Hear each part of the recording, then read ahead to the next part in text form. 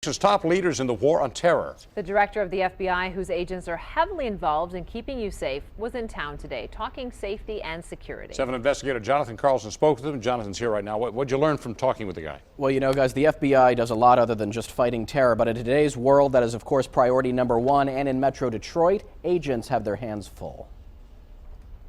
Ahmad Jibril of Dearborn, accused of influencing thousands of ISIS followers from his home in Metro Detroit. Khalil Abu Rayyan of Dearborn Heights, under FBI investigation for what they say was support of the terror group. While the Metro's large Arab American community is overwhelmingly peaceful, the 7 investigators have learned the FBI has been working hard behind the scenes to squash radicalization within our borders. That means teaming up with imams and other local leaders to identify what some of the markers are of someone on that terrible journey from consuming to acting. The FBI director says it's not his agency's job to change hearts. We think our part is build relationships so we're able to share information. The terror watch list has also been a source of controversy. Arab Americans suing just this week over who they say are non-threats on the list. I think we've made steps to make it better. He says litigation actually has helped that, stopping those who aren't truly terror suspects. It wastes enormous amounts of our time. Director James Comey met with members of the Arab American community this morning about just that.